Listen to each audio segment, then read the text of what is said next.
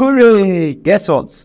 I'm going to be taking you around something beautiful as we look at the history of organic chemistry together. Oh yes. So under the history of organic chemistry, of course, now since it is history, I'm going to give you a little gist and stories, and then we look at all the past questions there.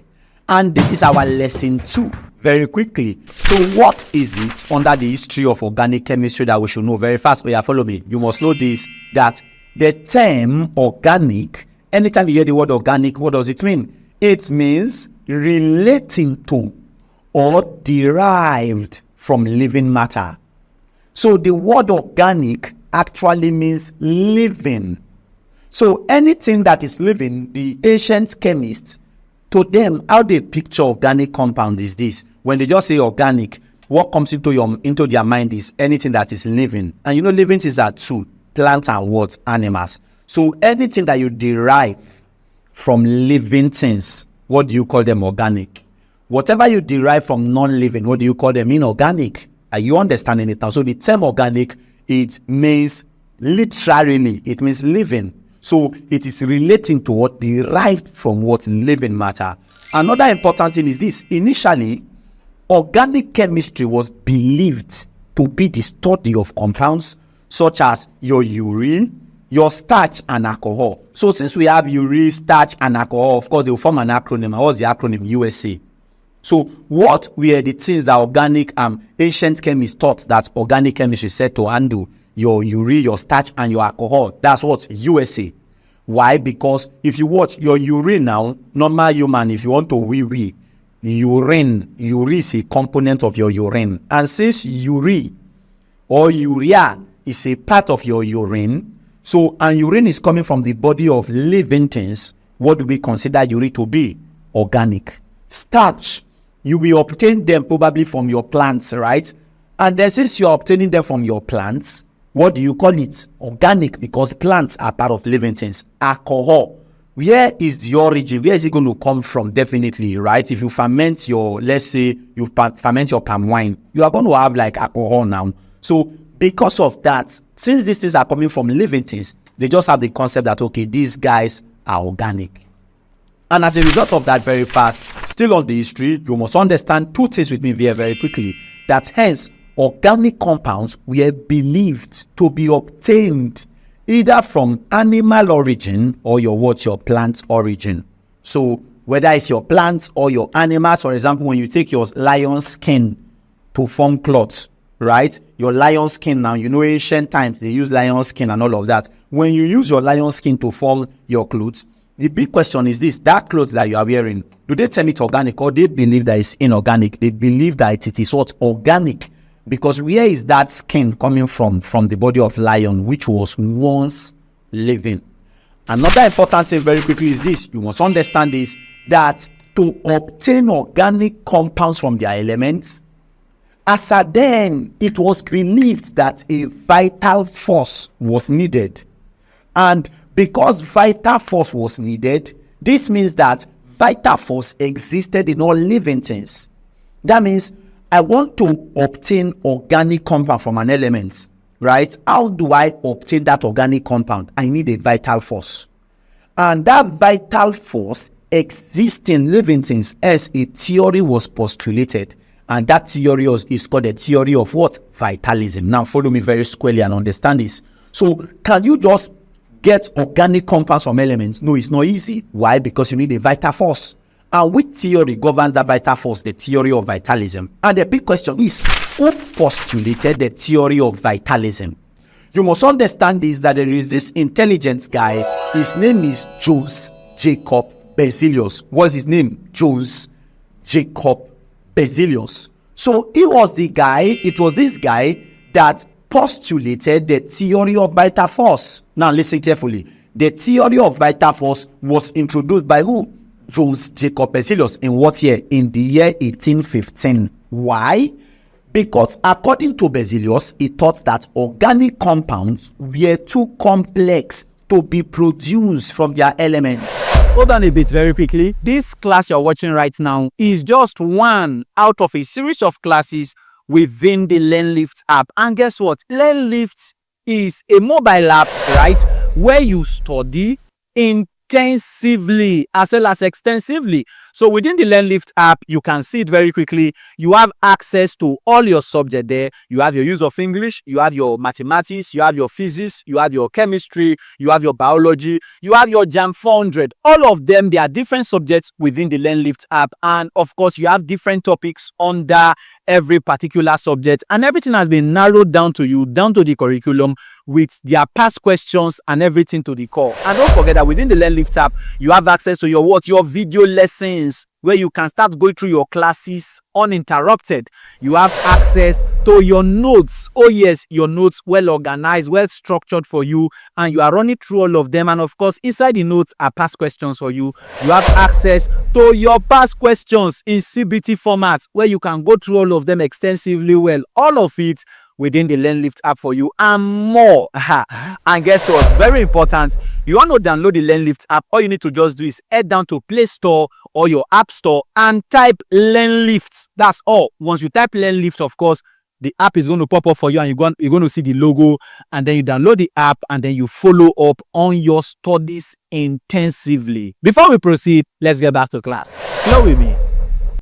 Okay, now look up now. For example, let me say methane. Methane is your CH4, right? And what are the elements here? Your carbon and your what? Hydrogen. Can I just combine carbon and hydrogen and then I'll get methane from it? Haha. You know, your carbon is inorganic now. Hydrogen is inorganic.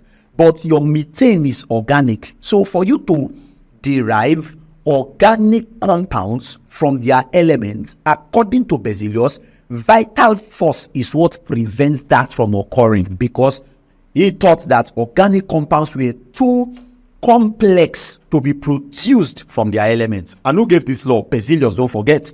Johannes Jacob Berzelius. Past question. In what year? 1815. Now follow me, let me show you something more interesting. And despite that, another guy came up. His name is Friedrich Wöhler. And this guy, after looking into the work of Berzelius, the guy was not satisfied. And what did Berzelius do? In 1828, what year? 1828. 1828. Which guy? Friedrich Wöhler. You know, some people, the problem I have with students is that they usually mistake the spelling of the Friedrich Wöhler. The guy, his name is Fried, spell Fried, Lionoma Fried, and then Rich, Friedrich Wöhler. In 1828, Friedrich Wöhler, right, a professor in the University of Berlin, what he did was that he synthesized urea by heating ammonium cyanate. Hold on. The big question is, if I ask you this question now, what is your urea? Is urea organic or urea is inorganic? Of course, now USA, urea, starch, and alcohol. Urea is organic. He synthesized urea, or he produced urea by him heating up ammonium thiocyanate. What is ammonium thiocyanate? Is it organic or inorganic? Inorganic. Are you getting it now? So the first person that produced organic compound from an inorganic source was Friedrich Wöhler. And how did he produce it? By heating what? Ammonium thiocyanate, and then he got what? Urea from there. Now follow me very quickly. Wöhler went ahead and guess what he did? He prepared organic compound from an inorganic source, and this was the first time in the history of chemistry it ever occurred. So now listen carefully. Who synthesized your organic compound from an inorganic source for the very first time? Friedrich Wöhler. In what year? 1828. That was when he did that. And guess what? This synthesis pointed out to us that vital force might not be needed to convert inorganic to organic compounds. In other words, what was preventing scientists originally was the belief of vital force. Hence, because of what Wöhler did, that means you don't need vital force to prepare organic compounds from inorganic sources. And guess what happened at the end of the day? Now, this is what is called your Wöhler's experiment that every scientist started viewing. And what is Wöhler's experiment? It was when they carried ammonium thiocyanate. What is the formula for ammonium thiocyanate?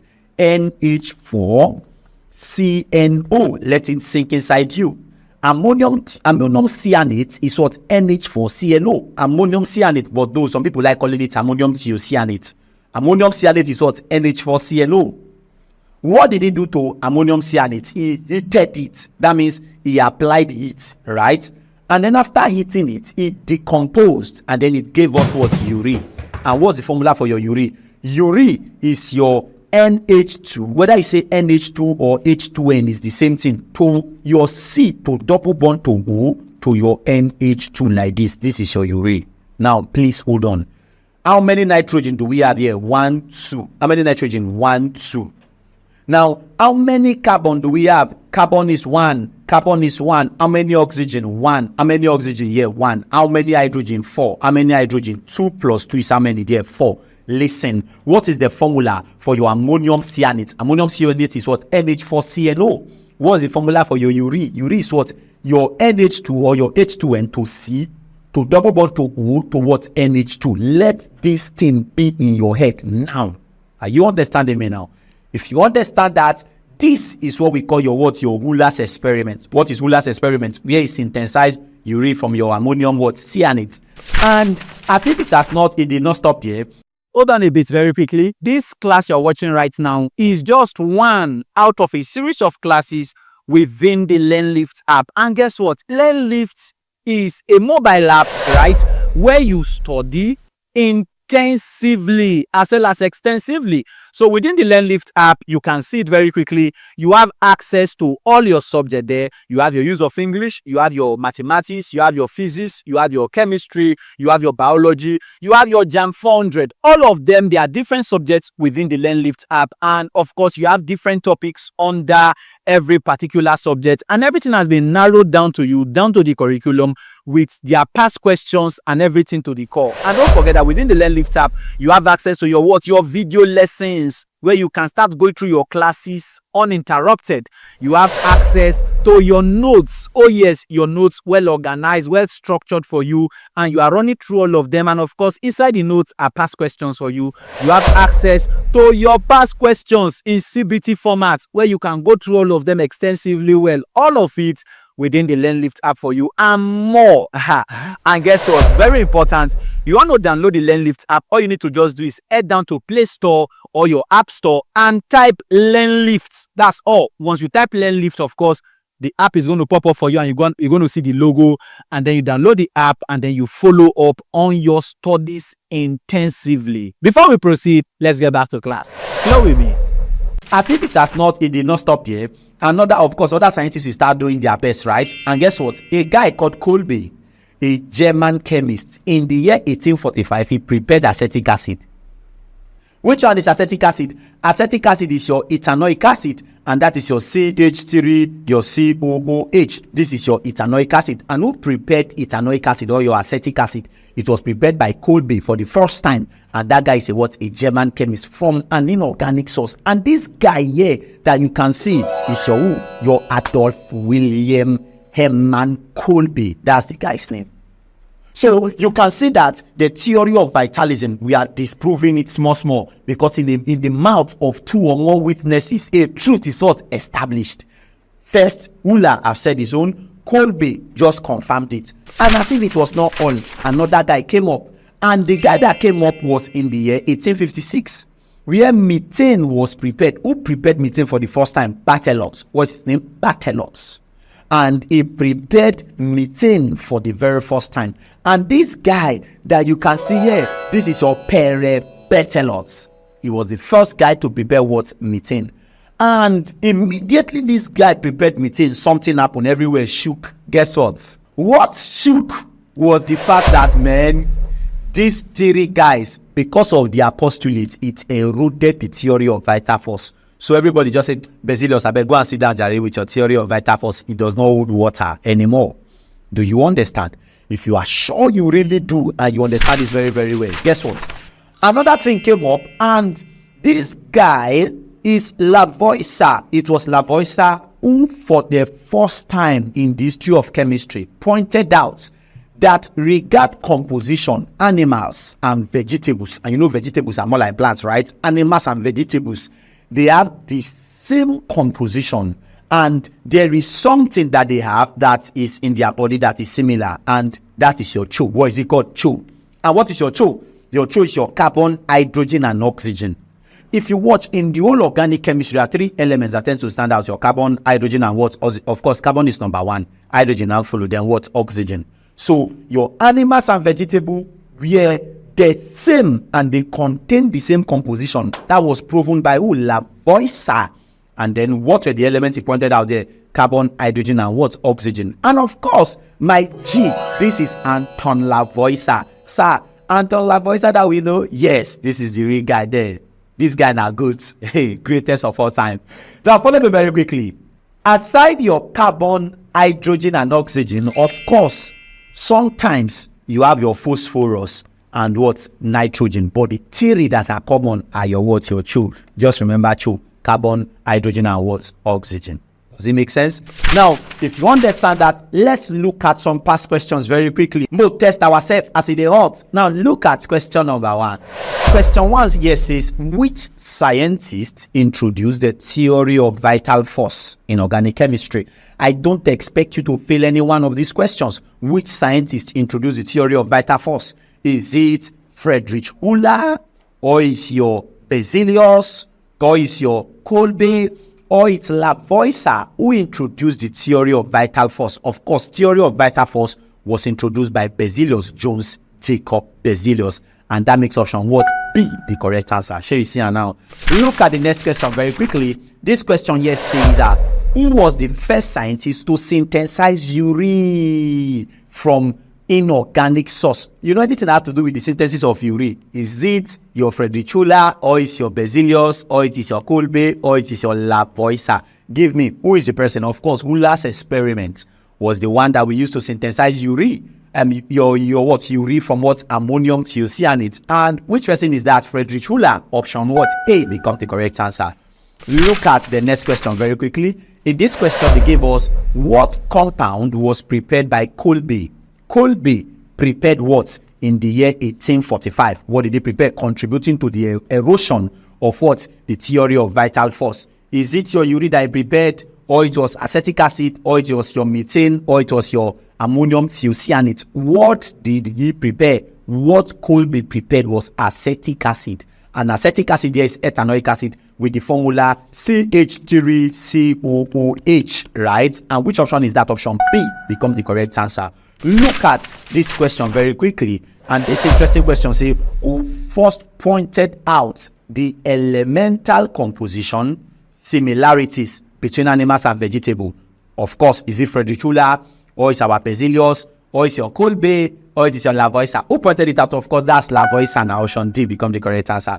Now look at this very quickly. This is our last question, and the question here says, what compound did Friedrich Wöhler synthesize from an inorganic source, challenging the theory of vital force? What compound did he synthesize from an inorganic source? Is the compound your methane, or acetic acid, or your urea, or your ammonium thiocyanate? I told you that ammonium thiocyanate is also called ammonium cyanate. Now listen carefully. It's not methane, right? Because methane was by Barthelux. Your acetic acid was by who? Acetic acid was by Kolbe. Now, urea and ammonium thiocyanate has to do with Friedrich Wöhler. What compound did Friedrich Wöhler synthesize from an inorganic source? What was the inorganic source? The inorganic source there is ammonium thiocyanate. And what did he synthesize from it? He synthesized your urea from it. And that makes option what? C, the correct answer. And don't forget this very quickly with me, that the formula for your urea, of course, once you will give it to me, what is it? It is your what? Your HN2 urea to your C to double bond to O to your what there? NH2. This is your urea. What about ammonium thiocyanate? Ammonium thiocyanate is your what? NH4CNO. This is your ammonium thiocyanate. And don't forget all of this. If you understand this and you're sure that you are really following me, guess what?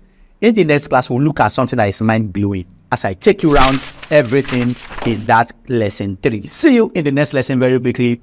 This class you just finished watching, of course, is brought to you by what? By the LearnLift app. Oh yes, and within the LearnLift app, you have access to all your classes from the beginning to the end. Everything is well organized for you. Every singular subject, every singular topic, followed in line directly with your syllabus and your curriculum.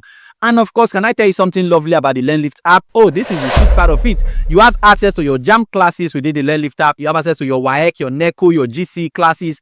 You have access to your post-UTME classes. And that's not all. Of course, for your secondary school, you have access to your secondary school classes, whether SS1, SS2, SS3. You have access to your classes directly. And of course, if you're in the university, you have access to your 100 level as well as 200 level classes, all within the LearnLift app. And of course, your 200 level classes are for medical students. All of them are there, well structured and highly organized for you. But please, before you proceed, just head down to your Play Store or your App Store and just type what? LearnLift. Immediately you type LearnLift, of course, the app is going to pop up for you and you download the app and then you start learning immediately. And also very quickly, all you're going to do is that in the description of this video or in the comment section, just open it. You see the link to our WhatsApp channel. Click on it and you are in the WhatsApp channel already, where I'm going to be dropping information every blessed day on a regular basis. And also very important, if you want to reach out to LearnLift, this is LearnLift contact, any of the two, right? Just copy it down and then WhatsApp us, right? Either you send WhatsApp message or you put a call across to us and all of that, and we're going to attend to you immediately. Guess what? I'll see you in the next chapter. For the now, peace out. Bye.